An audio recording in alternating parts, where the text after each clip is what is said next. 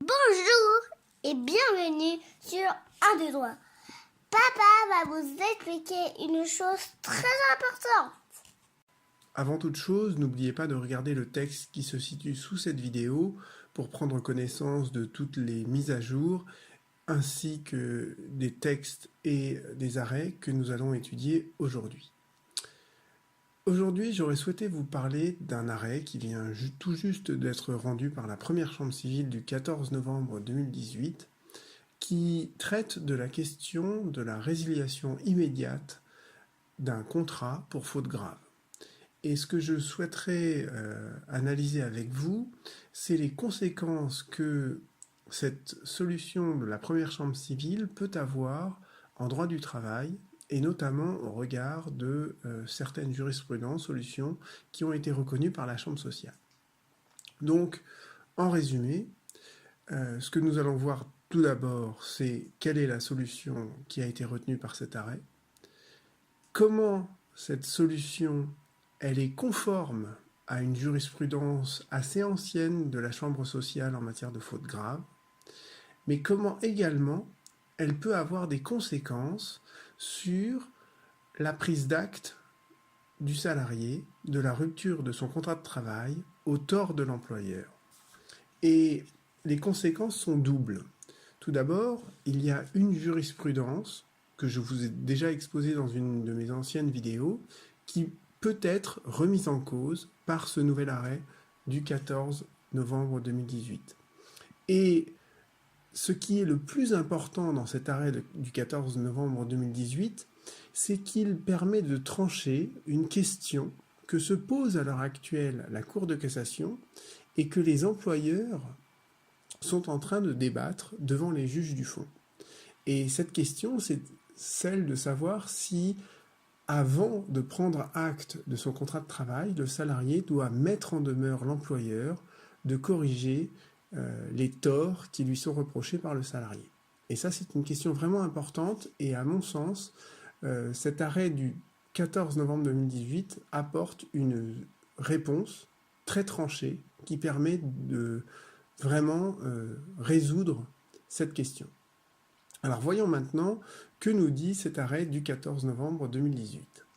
Le raisonnement de la Cour de cassation s'articule autour de deux propositions. La première proposition, c'est qu'une faute grave, par son importance, parce qu'elle est grave, elle rend impossible le maintien d'un contrat, même pendant la durée très limitée du préavis. Et on ne peut donc retenir la faute grave qu'à une seule condition, si la résiliation du contrat est prononcée immédiatement. Et en l'occurrence, qu'est-ce qui s'était produit? Une clinique avait résilié un contrat en invoquant une faute grave, mais elle avait accordé à son débiteur un préavis de 6 mois. Et la Cour de cassation lui répond, c'est absolument incohérent. Si c'était une faute grave, il fallait rompre le contrat de travail immédiatement. Si vous avez accordé un préavis de 6 mois, eh bien c'est donc qu'on n'était pas en présence d'une faute grave. Et cet arrêt du 14 novembre 2018, c'est véritablement un arrêt de principe, et la Cour de cassation le souligne à sa manière tout à la fin de son arrêt, en disant que ce motif qu'elle vient de reconnaître, ce raisonnement que je viens de vous exposer, c'est un motif de pur droit. Et un motif de pur droit, c'est qu'en gros, la Cour de cassation, elle est là dans son rôle le plus majestueux, qui est celui de dire le droit. Donc la solution que je viens de vous exposer, c'est du pur droit, c'est du béton armé, quoi. Alors, si on essaye d'analyser un peu cet arrêt et de le synthétiser, qu'est-ce qu'il en ressort? En fait, il en ressort cette idée très simple que si on est en présence d'une faute grave, il faut une résiliation immédiate du contrat.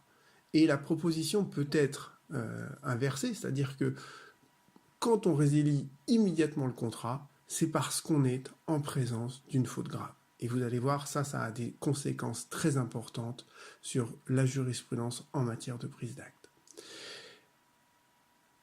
Formulé autrement, vous voyez bien que si le contrat continue de s'exécuter, quelle que soit la durée, aussi courte soit-elle, alors on n'est pas en présence d'une faute grave.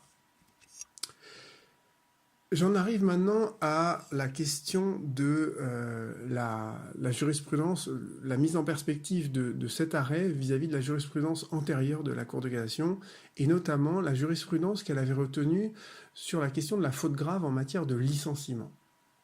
Alors, vous avez deux jurisprudences en réalité.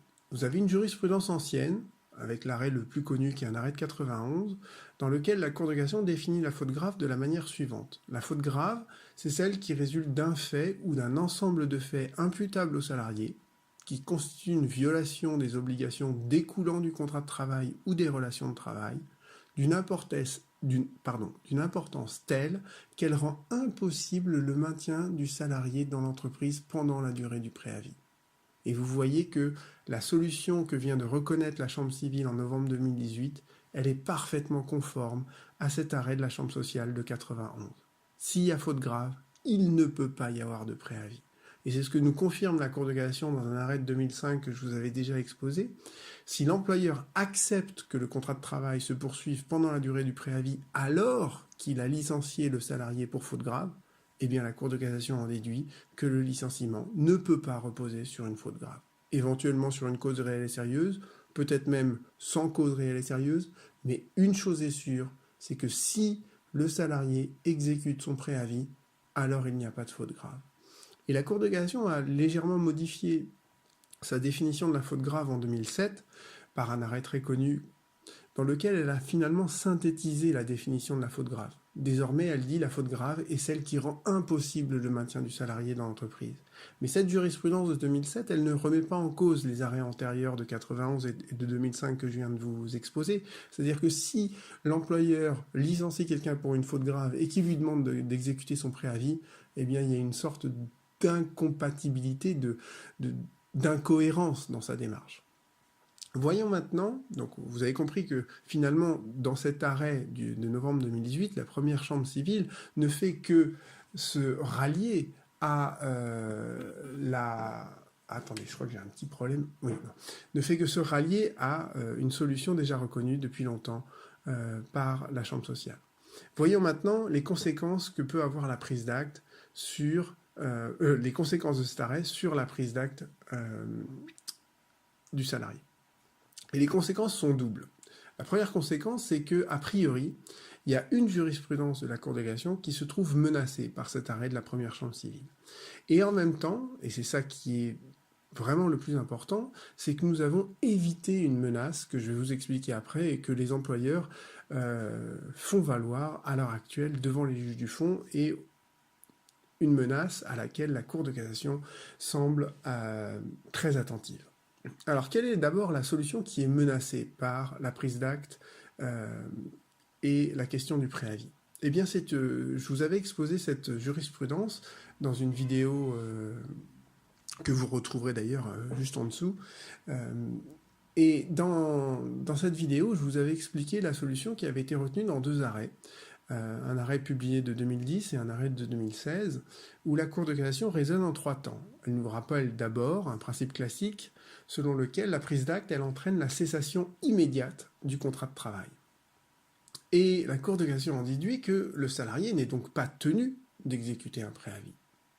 Mais, et c'est ce que nous précise la Cour de cassation dans ces deux arrêts, si le salarié spontanément accomplit son préavis ou offre à l'employeur de l'accomplir, eh bien cela n'a aucune incidence sur la gravité des manquements de l'employeur qui sont invoqués par le salarié à l'appui de sa prise d'acte. Et vous voyez bien que cette solution de 2010-2016, elle est ouvertement remise en cause par l'arrêt de la première chambre civile de novembre 2018 que je viens de vous exposer.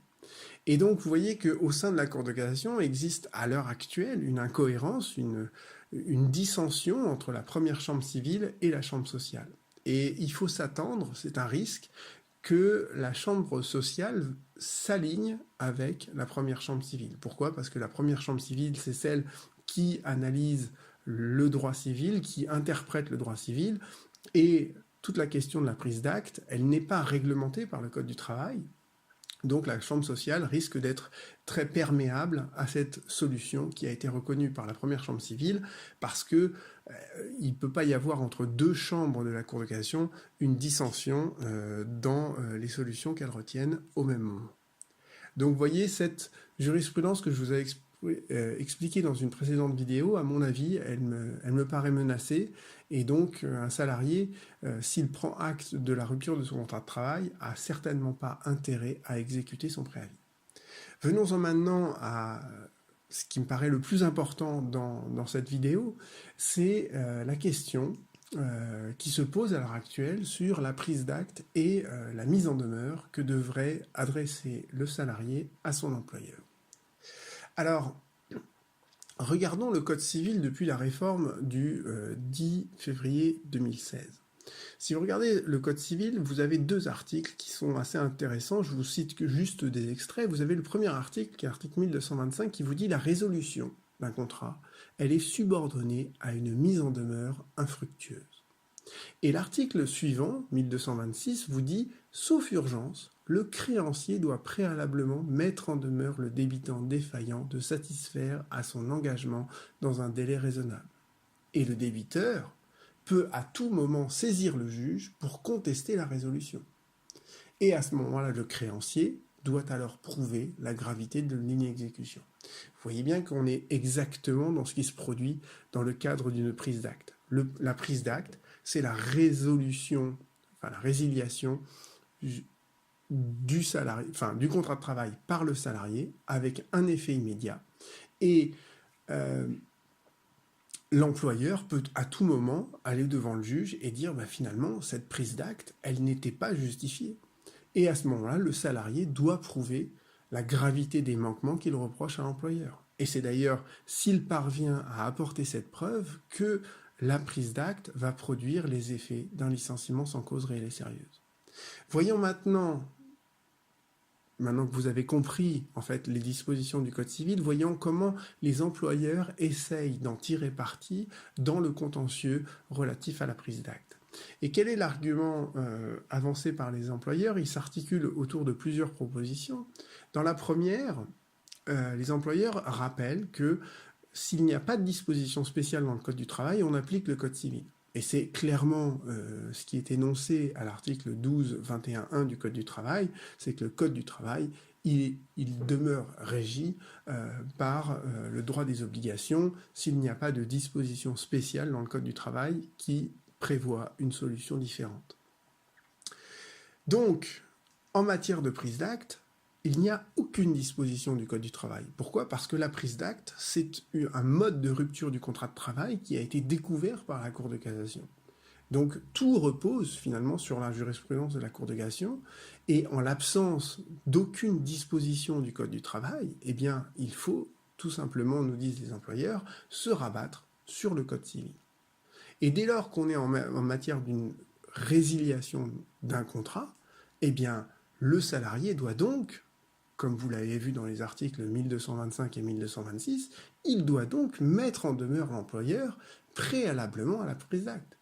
Car et la raison de cette mise en demeure, c'est de permettre à l'employeur de corriger ses erreurs, et les employeurs sont magnanimes en soulignant que s'il peut corriger ses erreurs, ça permet que le contrat de travail se poursuive plutôt qu'il soit rompu, et finalement, c'est bien pour le salarié. Ça ne mange pas de pain de donner cet argument, mais vous voyez, l'employeur essaye de montrer que avec une mise en demeure, il serait plus blanc que blanc.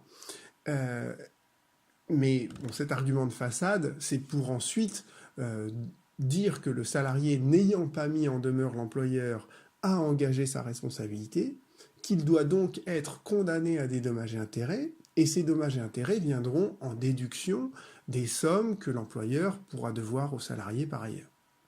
Donc vous voyez, toute cette argumentation sur la mise en demeure, c'est une argumentation que font valoir les employeurs pour essayer de limiter les conséquences d'une condamnation lorsque la prise d'acte est avérée et repose sur des manquements graves de l'employeur à ses obligations. Et la Cour de cassation, dans l'arrêt de la première chambre civile que je viens de vous expliquer, elle balaye complètement tout cet argumentaire. Elle le balaye totalement, pourquoi? Parce que elle nous dit que la prise d'acte, elle produit les effets d'un licenciement sans cause réelle et sérieuse si les faits sont imputables à l'employeur et s'ils sont graves, ça c'est le principe classique de la prise d'acte. Et surtout, ce que nous dit l'arrêt, c'est que si les manquements sont graves, alors il justifie la rupture immédiate du contrat de travail. C'est tout l'apport de cet arrêt. Si le manquement est grave, le contrat de travail doit être rompu immédiatement. Et s'il doit être rompu immédiatement, ça veut donc dire qu'il n'y a pas pour le salarié à effectuer un préavis, mais ça veut dire également qu'il n'y a donc pas lieu de mettre en demeure l'employeur de corriger ses torts. Et c'est clairement ce que nous dit la Cour de cassation dans cet arrêt du 14 novembre 2018, c'est que si jamais le salarié mettait en demeure l'employeur de corriger ses torts, ça veut dire que ces torts-là n'étaient pas graves, qu'ils pouvaient être corrigés, mais que le salarié ne pouvait certainement pas prendre acte de la rupture de son contrat de travail après la mise en demeure. Donc vous voyez que cet arrêt de la première chambre civile, il me semble extrêmement important parce qu'il permet de trancher définitivement cette problématique dans laquelle la Cour de cassation est en train de réfléchir et qui finalement est un débat totalement vain, puisque lorsque le salarié prend acte de la rupture de son contrat de travail, c'est que les faits sont graves, et s'ils sont graves, c'est que le contrat de travail doit être rompu immédiatement. Je vous remercie pour votre écoute, j'espère que mon propos était clair et limpide. En tout cas, je pense que c'est un arrêt qui est très important, c'est un arrêt qui doit être mobilisé par les salariés dans leur conclusion devant les juges du fond, parce que l'argumentation de l'employeur me paraît vraiment chancelante et fragile. On se retrouve très bientôt sur un de droit, et évidemment, n'hésitez pas à vous abonner à la chaîne si elle vous intéresse. À très vite, au revoir. J'espère que ça vous a bien plu. Au revoir.